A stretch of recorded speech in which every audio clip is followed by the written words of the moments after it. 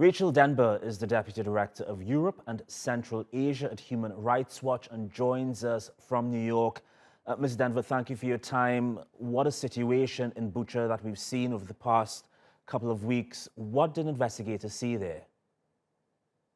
So, as your reporter noted, for our investigators who were in Bucha, and we were there from April 4th through April 10th, basically every corner that you turned was like another crime scene. That was like there was just the Russian forces left a trail of death and devastation. So my colleagues documented a total of 10 cases of summary executions. That's where the Russian forces just took people and shot them.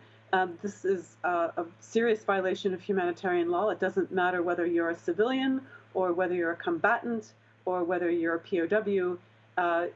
You're not.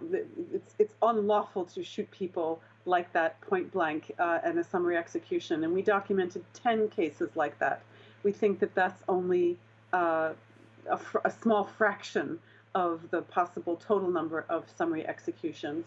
We also documented other unlawful killings of civilians in Bucha, of people who had just stepped outside their houses, people who were out on the street trying to get food and were gunned down by Russian forces.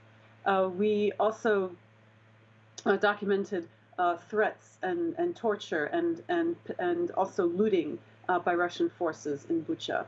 So basically the whole town seemed like it was one giant string of potential crime scenes. There needs to be a thorough international investigation done by preferably by the International Criminal Court of all of the killings and other violations that took place there.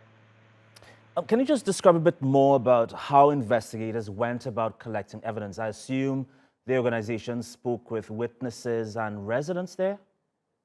Yes, so we interviewed 37 people in Bucha. Most of them, 32 of them we interviewed one in person, and several people we interviewed on the phone.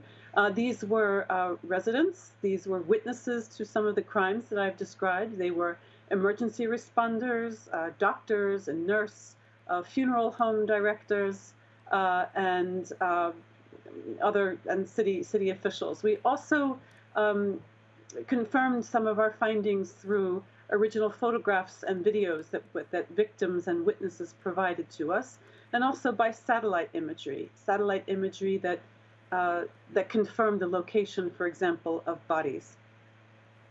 On Human Rights Watch Twitter page, the organization talks about seeking, looking for ways to make Russia held accountable for what's happened in Bucha. What would that look like exactly, you think? Right. Well, the best hope for holding Russia accountable, I think, lies with the International Criminal Court. Neither Russia nor Ukraine is a member of the International Criminal Court, but it doesn't matter. The International Criminal Court could, do a very thorough, impartial investigation in Bucha, and with all of the relevant experts involved, and could try to prosecute the perpetrators. There are also several countries have opened cases under their universal jurisdiction laws. Germany, for example, they could also under that prosecution, those investigations, could look at what happened in Bucha. All right, Rachel Denber, Human Rights Watch. Once again, appreciate your time. Thank you. Thank you very much.